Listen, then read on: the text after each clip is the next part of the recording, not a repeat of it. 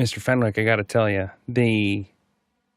you turned me onto these Korg Nano controls. They are fantastic. I put one of those studios in, so I got a little bit more travel on the faders and have the little gain pots on the top. It's so nice.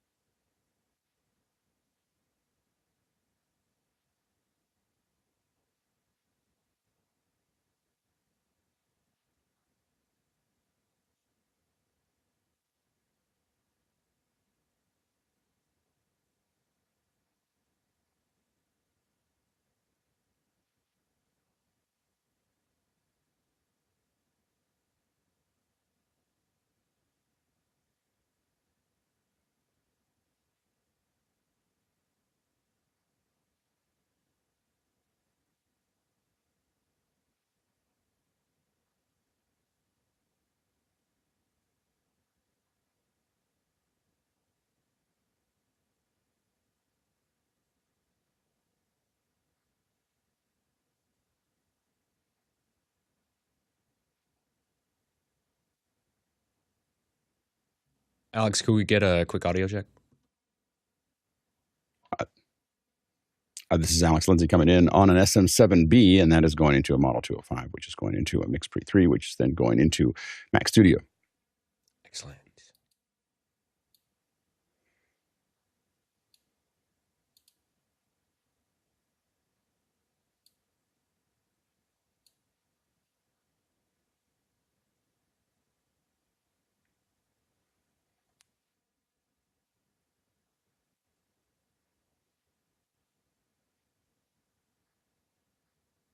Hi, good morning, everybody. Welcome to Office Hours, where we answer your questions 7 days a week. Alexander Knight's our reader today. Let's dive right in. First question this morning is from Zach Stahlsmith in Chautauqua, New York. I'm making some network upgrades in my house of worship. I currently have network power over Ethernet switches for all the gear, but would like to upgrade to a switch that's better designed for AV gear. What does the panel recommend? Go ahead, John. If you want to get your hands dirty, I recommend the Cisco 9300s. They're very powerful switches. They can do whatever you want, but you are going to have to program them by hand. There's no fun template like you have with the 4250s from Netgear. Those have been talked about several times here. They're definitely much easier. They have templates that allow you to choose the technology you're using and deploy that very quickly. So it all depends on what flexibility you need and how many ports. Jonas? I would say keep in mind that if you are doing this as part of a volunteer organization, that you, while I really would like to say, hey, yeah, just get a proper Cisco switch and configure it, because it's not that hard. Like you'll struggle a little bit, but it's not magic. It's not voodoo to get it work well with NDI and Dante. But if you don't know, like in 5 years, maybe you might have moved city, then that's something where I would say a Netgear AV switch does make sense. It has a nice web UI, has presets, defaults that might be easier to manage if you have to think about your legacy, which I think if you work in a volunteer organization, you always should, because the person after you might not be as interested in becoming a network engineer. But both of the options that John Wallace said are good ideas. Next question. Roscoe Jones in Madison, Indiana. If you were connecting two 10 gig Macs, M4 Mac Mini and M1 Studio to an 8-port switch for fast video file transfers, what switching cables would you use? And what about slower speed options, 2.5 to 5 gigabits for video workflows? John? Any Cat 6 cable, or I prefer Cat 6A because it has shielding, would do. There's a Unify, the Flex 10 something from Unify. Let's see here. The Flex XG, it has 4 10 gig ports. That's going to be probably your cheapest option to have the fastest connectivity. I don't know how much I would rely on it, but it's definitely something to break into and understand if you will meet your needs. Going anything faster or going slower than 2.5, it really depends on what's the bit rate of the files you're trying to edit. Are you editing off of the SAN? If you are, then you really want to understand what the max bit rate is so you can pick a switch that will max that. Otherwise, editing off of it is going to be impossible. And just remember, anytime you're talking about network infrastructure, you have to think about the constraints all along the chain. So if it's a very simple connection, that isn't as much of a concern, but as your network grows and gets more and more complex, you've got to think about and draw out what are all the connections and then what are the bottlenecks to make sure that you're getting all that throughput. And then once you think that you've got it, go ahead and run a speed test, run a point-to-point, so that way you can understand exactly what's going on there. Next question. Next question is from Khaled Al Jumaima in Hassa, Saudi Arabia, and he's asking, I'm in the market for a 4K 60 HDMI 8x8 matrix. Do I need to specifically look for one with a downscaler on the input-output to work with 1080p, or do all models support this feature? Any recommendations for a brand? Alexander? I've been very happy with my TestSmart brand HDMI matrices. I have a 4x4. They also make an 8x8 and a 16x16. One thing to note with those, and they have a few different versions, some that do 4K 30, some that support 4K 60, so make sure you get the right one. They have no web interface, and the EDID management is automatically managed for you, and I actually kind of like that because it works flawlessly. I haven't had any weird issues. The only thing is I'm pretty certain that they don't do any kind of scaling. If you need that, then you may want to look elsewhere. And as far as I know, the monoprice Blackbird HDMI switches have a web interface with a lot of nerdy configuration options where you can, change the scaling on the output of those HDMI ports and change the frame rates and the EDID and all that kind of stuff. So you may want to look at that if you need a little more flexibility. I know there's some much higher end options in the enterprise world that are going to be a lot more money. So it just depends what your budget is as well, because we're talking about consumer friendly, $1,000 and less for the ones that I just talked about. Alex? Yeah, one I have is the Blackmagic the Blackbird. This is the monoprice Blackbird 8x8 matrix, and it'll handle up to 4K 60. I realize I don't know whether, I'm trying to figure it out right now while the question is rolling. I don't know whether it scales or not. I haven't tried to scale it. I give it I give it what it needs. It does have a web interface, which is really nice. You can kind of set up how it's going to manage that EDID. You can figure out all the routing. All that stuff can be done from the web or from a front panel. So, for instance, I have about 9 monitors, and I have configurations that have to change based on what I'm doing. If I'm doing a presentation, I want them all to look a certain way. For this show, I have them look a different way.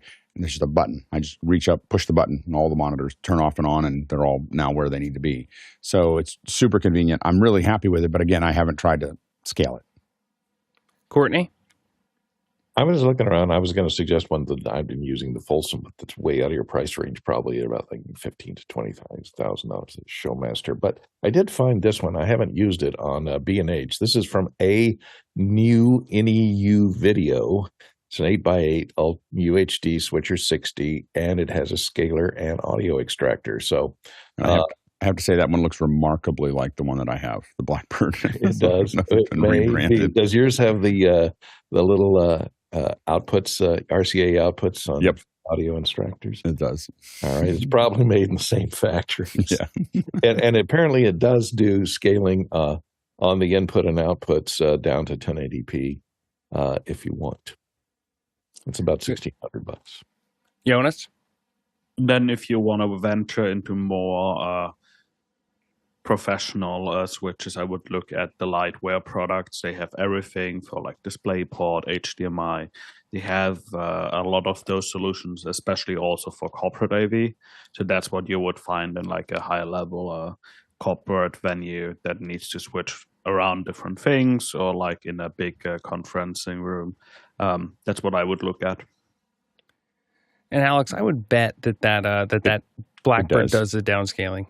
4 of the 8. So I just found it here, and it's actually more expensive than one I paid. I paid about $800 for it. This is about $1,200. But you can see, Courtney, this one looks so much like the one that you were looking at.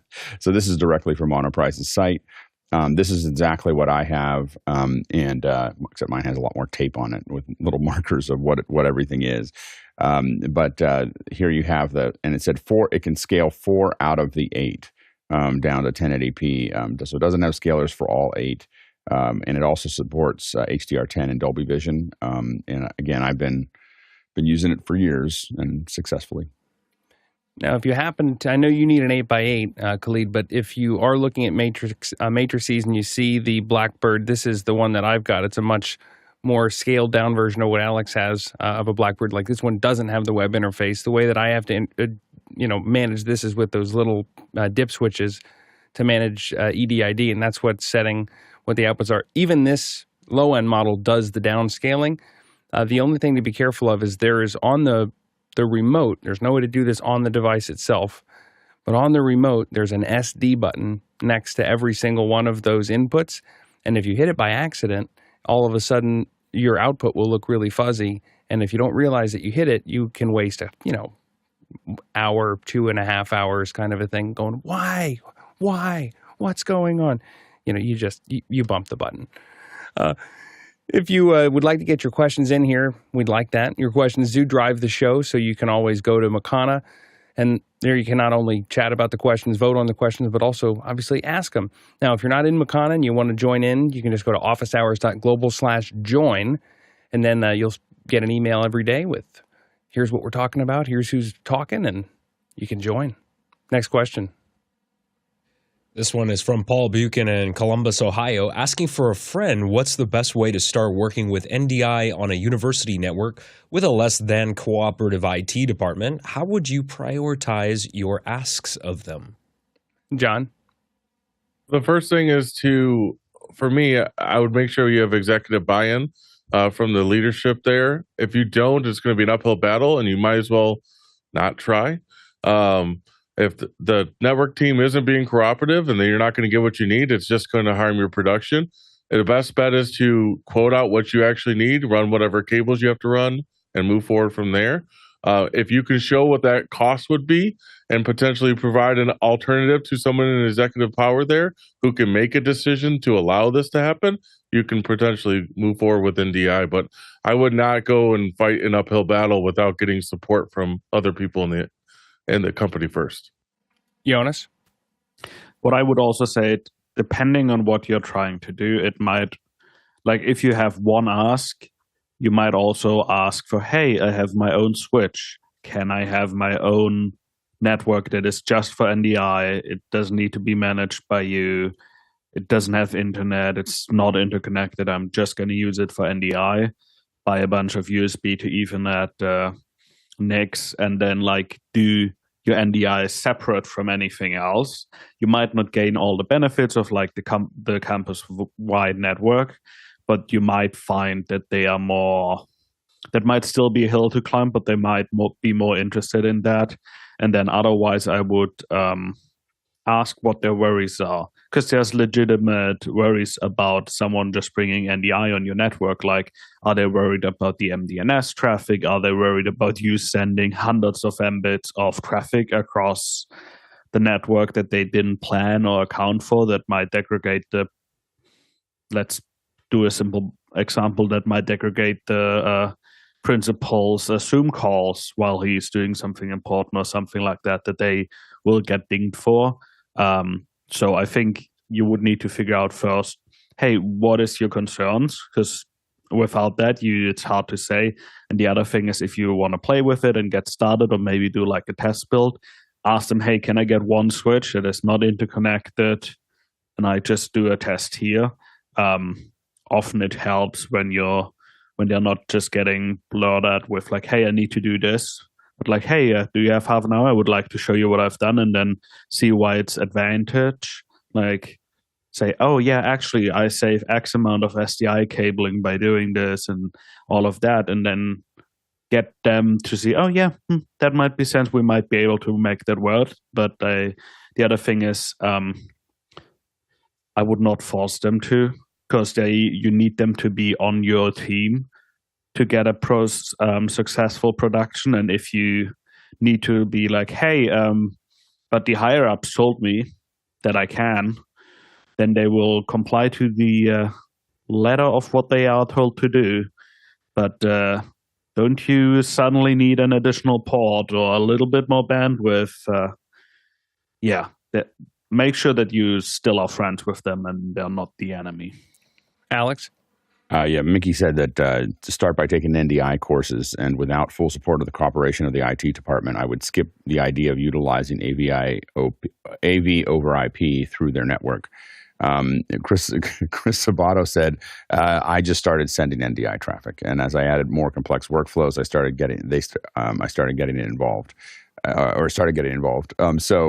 Or IT started getting involved when it got complicated. I know that we've worked on a lot of universities, with a lot of universities on a lot of these types of things. We haven't seen NDI successful in any place where the IT department didn't think video was cool. So there was always somebody, anytime we walked into a university that had NDI everywhere, there was someone who at least was a hobbyist at video and thought that it was cool. And an NDI to an IT person who is interested in this is really fun to play with. And so they built these very, and we saw the same thing with multicasting. When the IT department thinks that if you ask an IT department to do multicasting, they will just say no. Like, no, we're not going to do that. And they have a whole bunch of reasons for it. When they think it's cool, they build amazing multicast networks that supply hundreds of monitors, and it all works seamlessly because they found it intellectually interesting. So you really have to get them on your side. I would not try if the IT department, if you can't find somebody who's going to be your hero, your champion in the IT department that thinks it's cool, that's high enough up that can be a champion, I would just stick to copper. Just stick to SDI and everything else, because and when you start taking the budget from the IT department because you need all that fiber, then maybe they'll be more interested.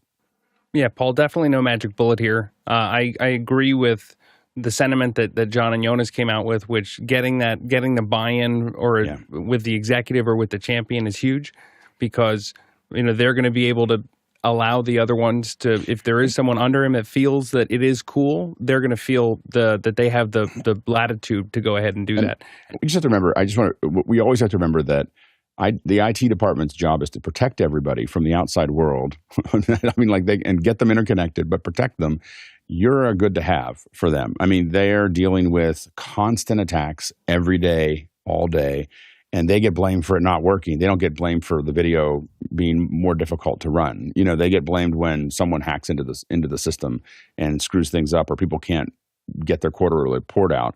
And so they have much bigger issues than that. So unless they find it intellectually interesting or something that they want to manage, they have usually bigger fish to fry. And the reality is, what I learned over time was they really do have bigger fish to fry than what we do.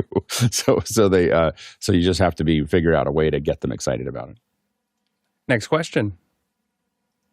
Jack Cannon in Phoenix, Arizona. What are your favorite mics for natural sound recording outdoors in both nature and cityscapes? Alexander?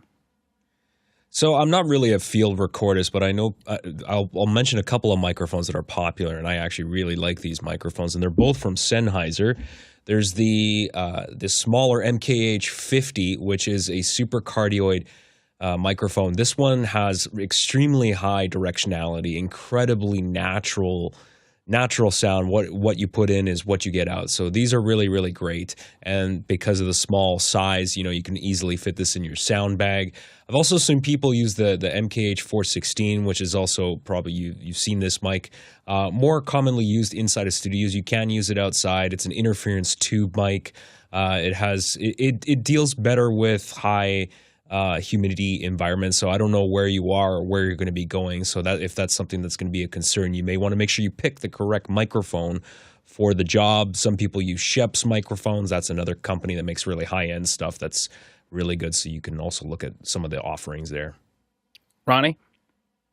Just a few I've been using, and I totally agree with the previous speaker. The MKH series from Sennheiser is extremely low noise, and I'm thinking specifically on the 8000 series, which I've been using in a few different instances. I have also tested the, is it the NTG5 from Rode, which also is a kind of budget microphone. Even still, it's not cheap. It has a little bit more noise, as I could see, and I'm not very professional when I do the outside. But I would agree with Alexander in the thing that you have to be a little bit more specific if you're going to have the best result. You're saying that you want to use the microphone out in nature, but is it insect sounds you would like to capture, or is it in the cityscapes you mentioned emergency vehicles going with full blaring sirens? So I think you have to be kind of thinking on both worlds here. There is no microphone that does both of those cases perfectly, so choose wisely. Courtney? Yeah, I'm going to recommend what I've used for years, and I have one that still works, and it's over 50 years old, is, of course, the MKH 816, which is the big brother to the 416. Here's one on eBay for a pretty good price, 416, because it comes with a Rycote, or at least a basket windscreen. Doesn't look like a Rycote. But this is a T series. You see it says 816T, which means it's T-powered 12 volts. So be careful when you're getting those. They made a version that's 48 volts, and they made a version that's 12 volts T-powered. Using the T-powered, you have to have a T-powered power supply. And this is extremely directional, about 12 degrees. So it's great for doing wildlife. It works great outdoors. A whole lot of movies from the 50s on, and 60s and 70s and 90s, all the way up to the current time. I've used this mic outdoors for doing dialogue or for isolating sound effects. It's great for picking out a specific sound of a car drive by, or a bird in a tree, or something specific, because it is so directional. You don't want to use it for, trying to record ambisonic or environmental type 3D type surround sounds. But for picking out individual sounds, it's really great. Even for dialogue at the beach, where you want to try and minimize the sound of the waves and something, you position it so that its pattern is picking up away from the waves, and you can isolate dialogue a little bit better, or whatever sound you're trying to get. It's great for specifics. The MKH50 is, by the way, a cardioid mic. It's not that directional. So I'd say if you want something super directional to pick out individual sounds in a cityscape, the old 816 is hard to beat. Alex? Yeah, the Mickey suggested the MKH50, the Sheps CMC 641 in XY, Sanken CMS7, and the DPA 5100. Of those, the Sheps are the ones that I've seen the most often when we're out shooting with somebody else. I've gotten the hook on ambisonic mics.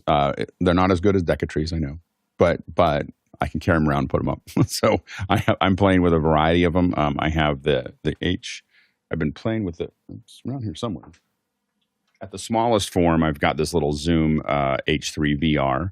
I also have an Ambio mic that's from Sennheiser, which is a little more expensive. I'm about to test the USB version of the Voyager.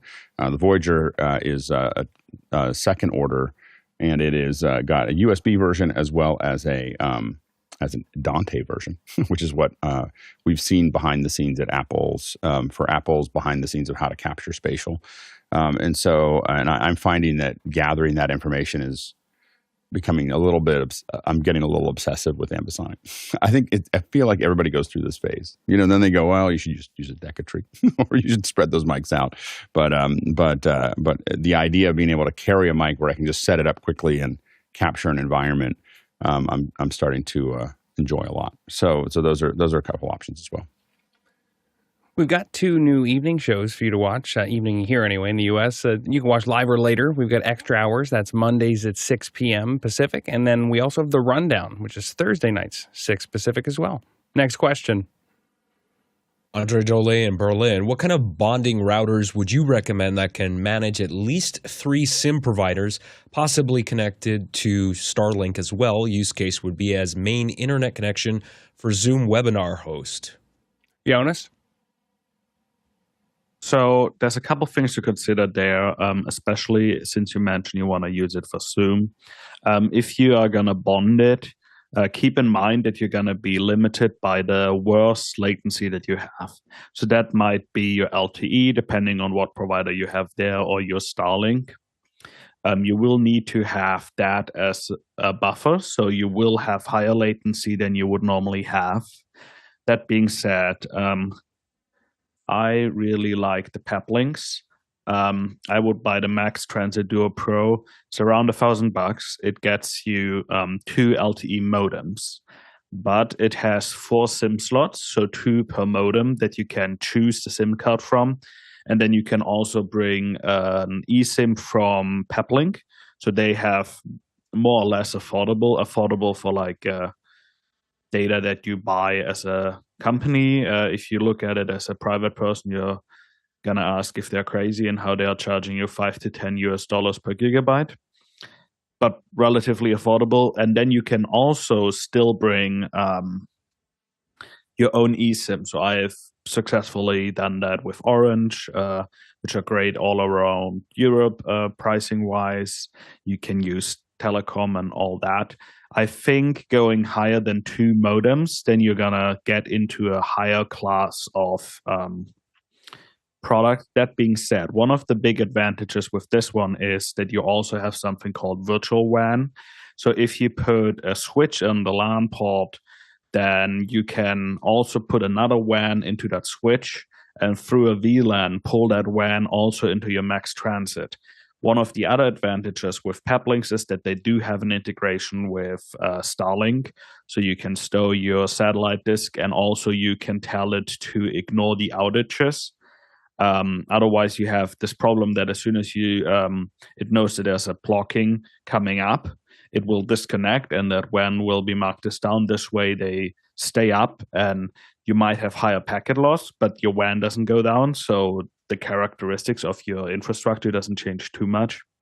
If this one is too expensive, what I would look at is the Peplink B1 series. They are more built for home use, but I am seeing them more and more on the road. A lot of vendors that are selling you the higher end products of Peplink will tell you that you can't use them because they're not ruggedized again enough. I would buy the the 1 Plus or the 1 5G.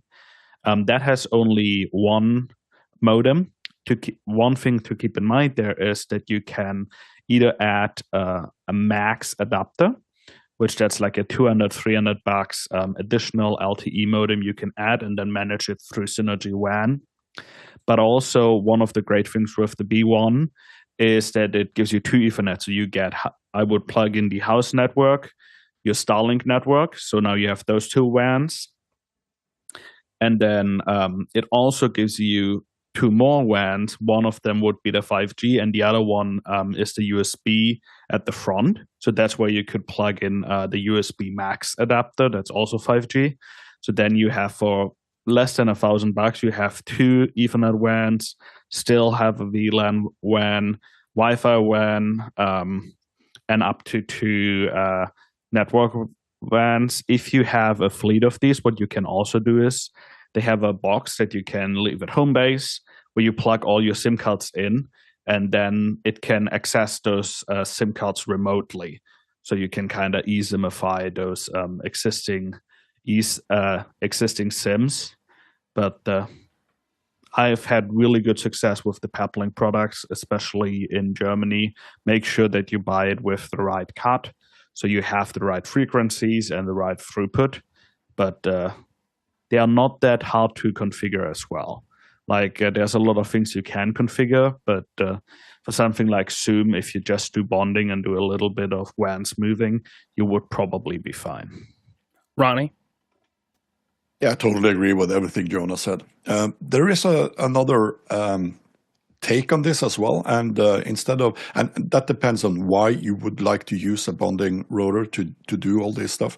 What we've done at several occasions is to just have a secondary link all together and have redundant equipment on the site itself.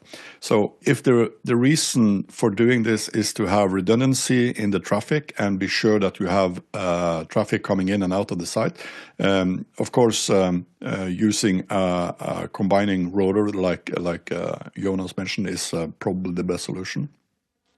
But what we see is that sometimes there are problems with equipment as well, and having a dedicated separate route on separate equipment is also a good thing to do.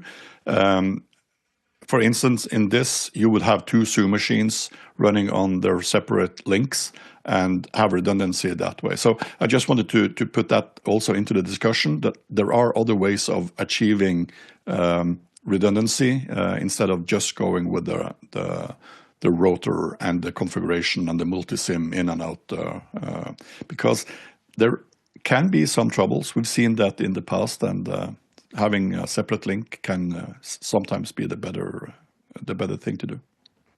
Next question. Roscoe Jones in Madison, Indiana. What are the benefits of Blackmagic Design's 2110 implementation not needing a clock? And why is being like IPMX a good method? Jonas?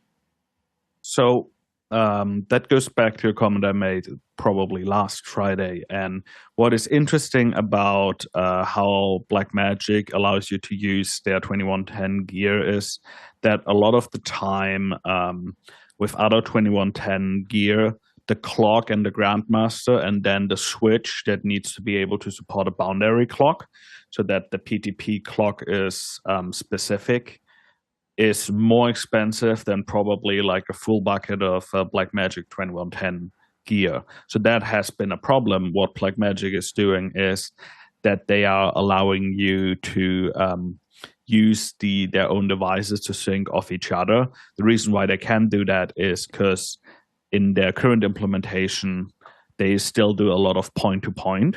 So like you plug an Ethernet cable there, then you plug it into their SMPTE switch, and then you plug it into another thing. But it's not like, for example, trunking between 2 trucks where you have 2 big switches and then you have fiber lag aggregated links between those 2, where then you need to synchronize the clock. The reason why SMPTE 2110 does need a so high resolution clock is because the essences, so that is all the different parts that your signal is built out of, that is video as an essence, and then all the audio streams are not delivered in the same packet. They are not delivered in together. So to be able to sync video with all the audio essences, and then there's also like data, like you can get timecode and all that through that. You do need PTP clocks, especially in larger systems. And the one advantage that IPMX has is IPMX doesn't need PTP. It's optional. You can use PTP with it. But the great thing with IPMX is that they transport the video and the audio packets streams together. So that way those stay in sync within each other, and you don't need to reorder all your audio packets and all your video packets and multiple audio packets. That's why they can get along without doing PTP. And there was this like big thing when Blackmagic was showcasing their 2110 solutions the first time, and everybody looked at the switch and was like, that's a ubiquity switch. How are you working with that? Because in the past, you would have needed a switch that can set all those parameters for PTP and boundary clock. But then at the same time, if you need this one clock that is 10x more expensive than anything that Blackmagic has for SMT 2110, that kind of negates some of the benefits of using it. Yeah, Alex? I think that Blackmagic's most likely going to be ushering in 2110, whether people like it or not, because I think everything Jonas underlined why it hasn't been getting any traction is that unless you're a very large production person, you're not going to be able to use it. I'm testing. Blackmagic sent me some stuff to test, so this is one of the things I'm testing right now. This is the 3x3. So this takes 3 video in and 3 video out, and connects it over the internet. So or not internet, but Ethernet. So you have this connected. So you have 2 of these, theoretically, and you can connect them via 2110 to each other, sending 3G back and forth. This is only 3G, but that's all I need right now. And of course, it'd be great if you had a switch. so we're testing the switch. So this is the new Blackmagic switch that. I only have it for a couple weeks, so we'll play with it a little bit more. So, go ahead. What's really interesting about that switch is, like, switch is such an understatement, because what it also has, it actually does a decode. So you have a monitor out there that allows you to look at SMT 2110 signals, which like a lot of people didn't realize, but you can look at the signals in that. And it's a really interesting product. Yeah, it's HDMI and SDI out here, so you can say, oh, I just want to see what's going in and out of here, and push it through. So pretty excited about it. We need it for a couple installations that we're looking at it to try to make some runs a little bit more efficient. So we'll see how it goes. You can ask your questions 24/7 at askofficehours.global. It's fast and easy. There's no sign up or login. Just go to askofficehours.global, put in your name, put in your question, and we will work it in over the next couple shows. Next question. Robert Shoji in Los Angeles. Any recommendations on where to purchase used cameras online? Jonas? So I've purchased a lot of cameras at MPB. They sort all the cameras. You can just search for them, and then you click on them, and they list you what different types of cosmetic conditions you have there. I have bought a couple of cameras from them that said they were like excellent or like lightly used, and I've yet to find out where that usage was actually seen. Otherwise, we have had, sometimes you can scoop up some pretty cool cameras by looking at broadcast auctions. They sometimes have some cameras that don't make sense for them anymore, but might still be cool for you. But I would always use if it's a high ticket item, I would try to use a vendor that validates them beforehand, make sure they work, give you maybe like a limited warranty or something like that. Because if you just buy a 2K camera off Craigslist, who knows?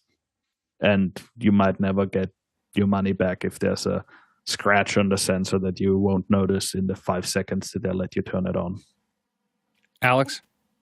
Yeah, I would only buy used from a company that really spends a lot on refurbishment. So I wouldn't buy used from any individual ever. And I've just known too many people who I know how they sell their used equipment. So I think that we had one company we worked with that they did a lot of tours in Southern Africa, with folks, and they would just use it for one season, and then they'd send it to Canon to have them clean. These are XL2s or whatever, but then they just sell them every year and buy a new pair. And I was like, I would not want that camera. And I'm afraid that that's stuck in my head of how often people are kind of using their hardware pretty hard and then selling it off to get new ones. And so I would be very, very careful. B&H. There are some other reputable companies that sell used, but I'd be very, very careful about it. And here's the problem with especially, it's much different than old mechanical cameras, is that all the little connectors can just be a little loose, and that's the problem. People just had rough hands when they were putting USB or HDMIs in, and all that stuff doesn't look that bad. In fact, it might even be okay right when you first get it, but then it very quickly deteriorates. And you have to be careful about that when you buy new cameras, or that you don't do that. But expecting somebody else to do that and then sell it used, it's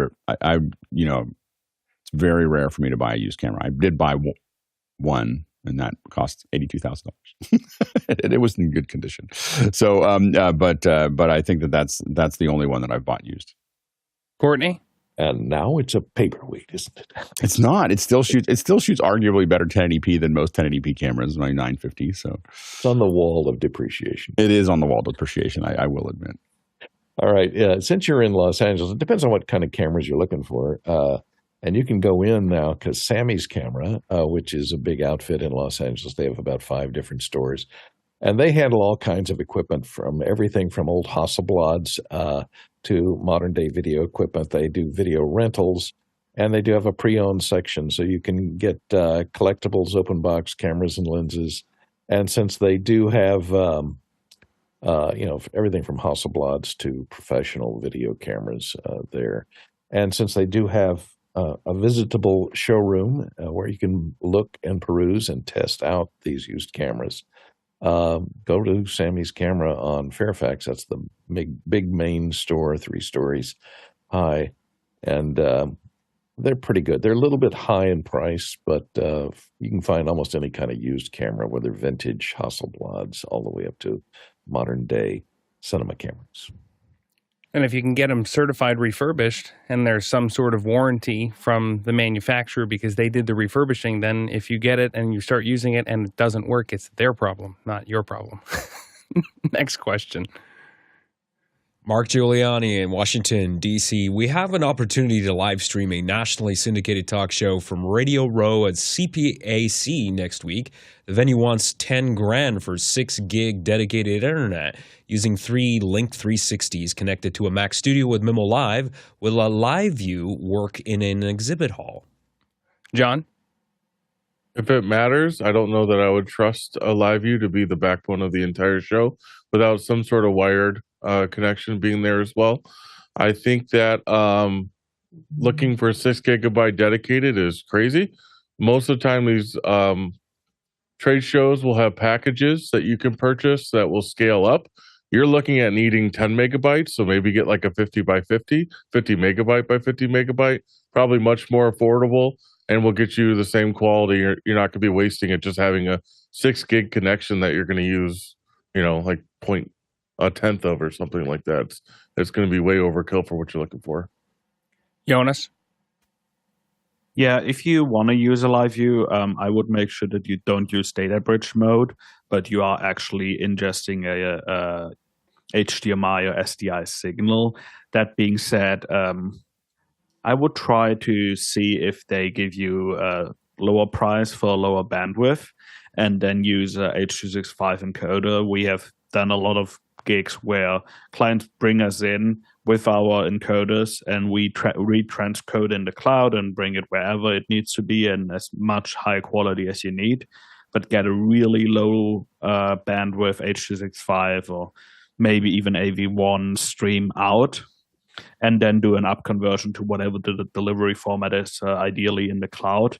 And we've saved thousands and thousands for our clients by just doing that, and then bringing in a PAP link or something. But I would not want to, if this is important to you and you're going to sell ads on it or make money with it, I would not want to have no network connectivity. Like, I would plan it probably like try to get 2 to 5 Mbits at least of upload.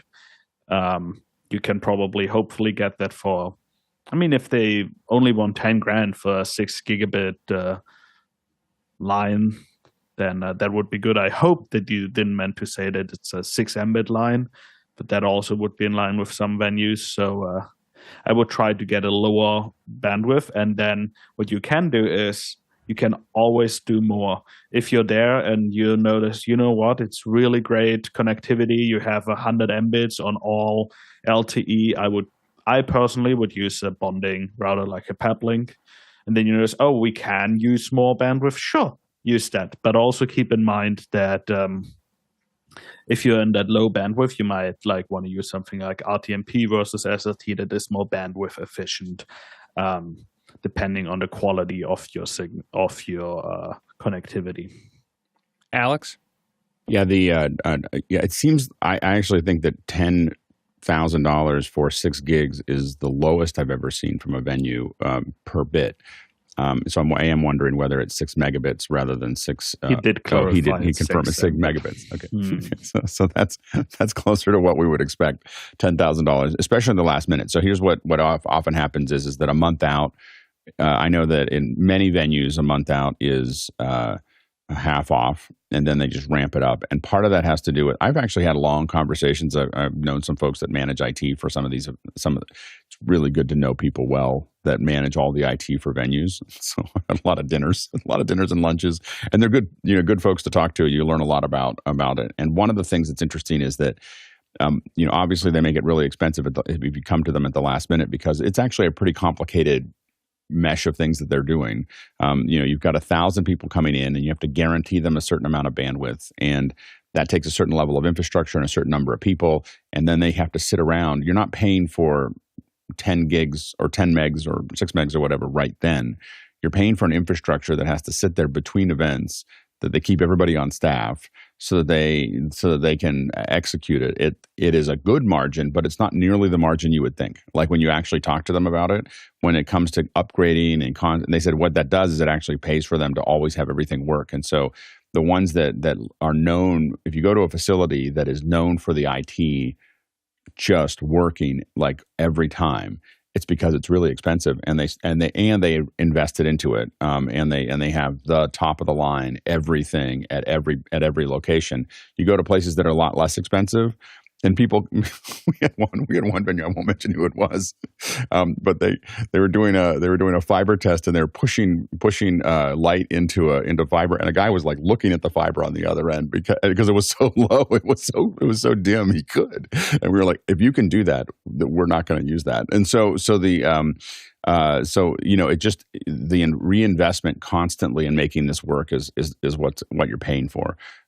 So the 6 megs is not a lot, but you could get something out. You can do to be honest with you, I dropped to 720p.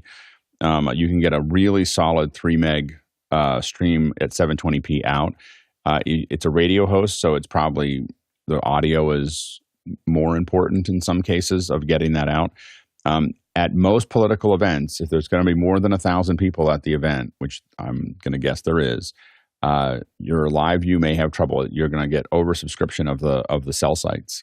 And so really, really dense events with lots of people tend to be not something that a LiveU does well. You want to, what we've done to mitigate that is that LiveU has a extender, which has another 8 modems. And we run that all the way to the outside of the building or up the building. And we try to get away from everyone where we might grab onto a different cell site. And then we can oftentimes mitigate that problem. I will say that I've done a lot of things like this where we have a booth. It's a political event of both sides or whatever side, doesn't really matter to us. And we always use the lowest amount of technology that we can, because so many other things are going wrong. In this case, what I would, if I was doing this show and I had to set up quickly, I'd probably use some kind of hardware switcher that had very basic lower thirds and everything else and graphics. I wouldn't try to do anything zany, and I definitely wouldn't use a software switcher in this environment. I use MimoLive for a lot of other things, and I would definitely use it for other things. But when you have to set up in a contested environment, going into a LiveU, this is a world that I would probably be doing with some kind of ATEM Mini Extreme, a Mini, something like that, and with a handful of cameras in a perfect world, maybe some FR7s without a perfect world, maybe some, and I'd probably use the Sony line because of the autofocus, because you're just not going to have you're probably not going to have a lot of operators. You're going to have things sitting around. So I would go down to, you could use smaller cameras, FX30s or even ZVE 10s or whatever. But I would stick to hardware in a contested environment like this. These events are, my experience of these events is that they're pretty chaotic, and things get moved around a lot, and you have to be you have to be able to set up. Usually we know we can set up in 20 minutes. Next question. Ronny Hofsoy from Tromsø, Norway. And here on the panel, how many panelists can office hours accommodate at the same time? And how is it done? What pipelines are being used? And what is the next thing to change? John? Well, we technically can support up to 16 panelists. Typically, we only do 15 with one output reserved for screen share. And if we're doing dedicated audio, we typically cut that down to 12 panelists. Because then we start limiting our options of routing and processing on the X32. So we could technically go further than that. Just going to require more Macs and more output cards. You can kind of scale until you really reach that 100 megabyte limit on the Zoom side, where you can starting to see quality degrade. So I wouldn't really go past 24 on that front. What's next for the pipeline? We made some changes recently. We scaled back the HDR testing. And then I was having some issues with the Talon, Osprey Talon encoders, keeping up with the 4K 60 feed. So we've gone back to a 6G. So we're doing 4K at 30 currently and non-HDR. Hopefully, I think everyone will appreciate the colors much better, especially if you're not watching on a HDR display. So you should have a much more consistent experience there. And then we're working out getting some equipment so we can continue the HDR testing and then be able to quickly flip back into 4K 60 HDR if we are doing a show or we're doing something outside, whatever it is that would benefit from the HDR pipeline. We're trying to make it as flexible and easy to flip between as possible. Last night, it took me like 45 minutes to be able to change over get away from HDR and go back down to 30. So it's not bad. It's not a huge time sink. And we know that the capability is there, then we can ramp up whenever we need. Alex? Yeah, and I would say that I think the color looks better in HDR. It just that our problem was really the tone mapping of the SDR has not been as good as we'd like it to be, and so we decided to go ahead and back up and it's affecting a whole bunch of parts of our pipeline right now. And so it was too bright during the show, and then it was too dark later after the show. And so those conversions we haven't quite figured out. So we're going to keep streaming to HDR in another feed as soon as we get some encoder stuff changed so that we can keep moving that forward. But we decided not to do it in front of everybody while we figure out. I think we thought that it would be a little bit smoother than it was. And so that's what we're doing here. I think that, we continue to work on, testing other versions of this as well. We know that someday this is going to end up in the cloud, and we don't know exactly when that's going to happen. So we have Vector running. We use Vector on Mondays. We use Ecamm on Thursdays. We have Zoom Production Studio on Sundays. We're playing with vMix on Saturdays. We have Mimo for the fireside chats, potentially another one that's coming up that we're going to be doing some testing with. And then we have a whole nother piece of software that I'm helping guide that will hopefully come out sometime in the not too distant future. And so there's a bunch of moving parts there as far as how we do it. We're kind of looking at all the options. One thing is our commitment is to get to some point where you can just do a turnkey and it looks like office hours and it's in the cloud and you don't have to think about it. Another thing is making sure we understand how to do what we do in many platforms. That we're not. I think we got backed into a corner with the way we were doing it in the past. So I still consider our hardware solution is the F1 version. Like, it can do as much as we know how to do right now. And then the other versions are trying to close that gap all the time. Well, it is Valentine's Day, so if you're finding office hours valuable, you'd like to show us some love, there are a few ways to help. You can like and subscribe to the channel. Of course, you can donate. We're a nonprofit, so officehours.global/donate is a place to be there. And you can always volunteer. We have our new volunteer meeting this Saturday at 8:30 Pacific, so check that out. And you can sign up for more information there at officehours.global/volunteer. Next question. From the QR code, Jeremy Horn in San Francisco Bay Area, California. I have a client who is in need of 11 multi-track hardware Dante recorders like the JoeCo Blackbox or Tascam. Recommendations for a rental vendor in the U.S. in April. Thank you. Courtney? Well, that's a tough ask for 11 of them. I don't know how many vendors are going to have 11 of the same kind. The JoeCo Dantes. 2448 track. Rack and Roll is audio as a rental place, as well as there's one Hollywood Sound Rentals in Hollywood also has, I think, JoeCo's I don't know, a pretty good selection of portable professional sound equipment for rent. Those are the two choices that I would look for locally, and they both do ship nationwide, so you might give them a call and see if they've got 11 of them. I think you're going to have a hard time finding 11 of them in stock. Alex? Yeah, PRG was where we go first. I think that I have one. so talk to me, but that's about all. What used to be VER is now PRG. He does not. Mickey said does not have them available. And Mickey says he knows folks with tons of the sound devices 970s, which I would say are, in my opinion, better than the JoeCos to do. They're just hard to get now because they're not made anymore. But the JoeCos are great. I don't know where you'd find a whole. There's a company that does a lot of Pro Tools, like multi-track, hundreds of tracks of records, and I'll try to think of the name of them. We've used them in the past for concerts, but they're doing Pro Tools records, and they're out of Alameda. And we'll try to, I can't remember. I want to say Dante, but it's not Dante. But we used them for a concert that we did where we have 90 some tracks that we had to record. But yeah, while Alex talks, I'll try to find it. Alexander. Yeah, and I wish I had a better suggestion too, but I just wanted to chime in as someone who rents equipment too. Anytime it's really tough because sometimes when people ask you for really high-end, very specific gear, especially in high quantities, like I have some high-end stuff, but we might not have 10 or 11 of that one particular item. So in many cases like this, I usually have to give them the bad news that you're probably going to have to buy them and figure out some way to work that into your budget, because a lot of places are not going to have them. And if they have them, they're not going to be in this level of quantity that you need. Next question. John Nichols in Concord, California. What are options for controlling Zoom rooms running in AWS? Is there a plug-and-play type option to connect the controller to the instance in the cloud? Jonas? I can't hear you, Jonas. Yes, there's multiple options. So I am logged into a Zoom room here that is in a test meeting. The first option is if you go here and you go into local C, program files, Zoom rooms, binaries, there's a controller app here that you can use, and we're in. Now you have the full-on controller here. It doesn't affect anything. You can pin people here.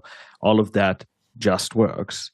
The second option is you can log into the Zoom Room web dashboard, and then you can open the Zoom Room web controller. Same thing here. I can go to NDI, all my controls, everything is here.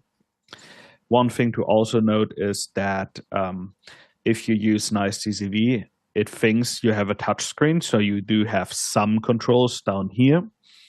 And then the last one that just got announced is Zoom Room's custom AV. So what you can do is you can pair it here, you log in with your account, and the great thing is this works completely without needing any WAN. This works over the WAN without needing any VPN or anything. You just log in and it pairs it. And then you have all the controls in here as well. You can do a gallery view, screen share, all of that. You even have all the custom AV settings where you can set the output format, the gallery size, what all overlays you want to see there. And in theory, you can then use a VPN, but that would not be as plug and play. All of these are now basically at feature parity, except for the Zoom Rooms custom AV. That one has special features, but like it is nowhere as bad as 2.5 years ago, 3 years ago, when we had to we bought a bunch of cheap Lenovo tablets to put the controller on and do like weird Android hacks to duplicate the app and like then VPN into the cloud to be able to control multiple. So there's a bunch of options there, and all of them are plug and play. Next question. Roz McNulty in Vancouver, Canada. I have moved my desktop computer to a small office. I am no longer working from home and am debating moving my NAS from home. Advice. Jonas?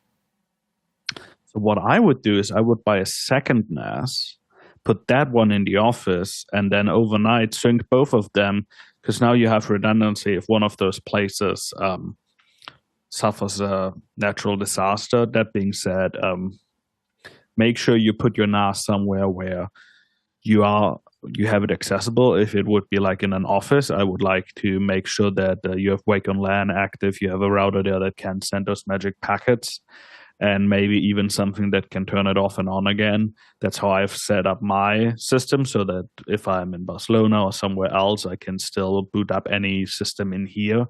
But yeah, then it's just a risk analysis. What is less likely to burn down? What is like better flood wise? Where's the electricity better? Yeah. And depending on how you have those networks set up where the NAS is housed, you can actually, if it's a Synology, for instance, and I'm assuming you can do it on some others, you can actually install something like Tailscale right onto the NAS. So then it's part of your tailnet, and then you don't have as much configuration trouble as you're moving from place to place. Now, it's going to be slower, obviously, if you're traversing the internet instead of your local network, but you'll have access. Next question. Marty Dickinson in Fairfield, Connecticut is asking, my plan is to add remote video with my podcast for classroom talks in India with a good campus infrastructure, like a mini setup like office hours / gray matter. What is the best way to connect so I am in control of my shows and have recorded redundancy? Thanks. Alex? Yeah, the thing that you want to think about is how much infrastructure do you have on the far end to do this. So I've done remote classrooms. So I would say it's a little bit different than, for me, it'd be a little different than what you're talking about with office hours or gray matter. You're talking about a point-to-point connection unless you're doing multi-point with multiple classrooms. And I have done this in the past. So I have helped found a school in Rwanda. And for many, for some time I was remote teaching classes in Rwanda from my house. It's actually what kind of created a lot of the online tools that we have now. And what I did is we made sure that we had one connection. And back then, started doing this 12 years ago. So it was 13 years ago now. So it was a little bit more. We didn't have Zoom. We didn't have a lot of other things. But right now, what we did was on the far end, and of course, this is a media school. So of course, we had a lot of tools. But on the far end, we had a one screen that was showing whatever I was showing, my display, my screen share, so to speak, and another that was me. And then I also had underneath the one that was me was a wide camera that showed the whole classroom and a close-up camera that they cut back and forth to. And the students had handheld mics so they could talk. It was pretty big. It was oftentimes 40 or 50 students. And so I was talking to them, and this is, again, many years ago, so this is not new, and it worked seamlessly, as far as how that connection worked. And so I would, so think about how much infrastructure you can put on the far end. They may have good internet connectivity, but do they also have something that you can provide that they can manage on the other end? Jonas? What I'll also say is I'm really starting to like the Zoom Room custom AV version, and then using something like an MSO1 from Minis Forum. That way you have like simple in-out Dante, SDI, NDI, whatever you need. And it's super easy to remote control that. So you just plop that down, use whatever card or whatever SDI signal you have there, and then you're just directly connected. Hey, everybody. Happy Valentine's Day. Some love to go around today. First and foremost to the panel. Thank you for being here. It's a privilege to get smarter on my Friday morning. And we had a stacked panel today with so much knowledge. It was just awesome. Thank you for being here every day. Also, thank you to the back-end crew working every single day to make the show run, but also to organize around the show, figure out how we're pressing it forward, getting all the emails and everything out there. It's an army of people, a village of people, and we can't do it without you. Finally, for all the producers asking such great questions, you keep us going every day with the questions. We can't do the show without you either. We had so many today. We had to send some back. So in Makana, it'll be in your notes. If it was a QR code question, we will work it in over the next few shows. It's a lot like Traversal today. If we would have had to go all over the world and ask these questions, I think that's right here on my little heart note. I've got 45,000 miles at 72,000 kilometers, and that's, say, 353 million bananas for scale. Happy Valentine's Day. We'll see you in after hours.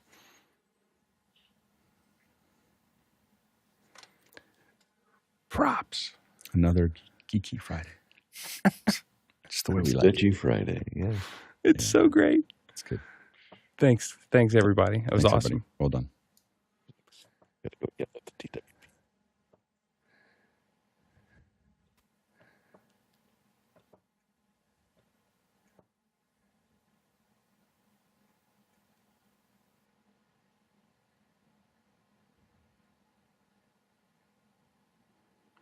Ba-ba.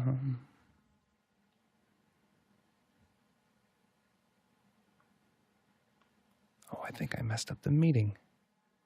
I said the wrong one. Ay, ay,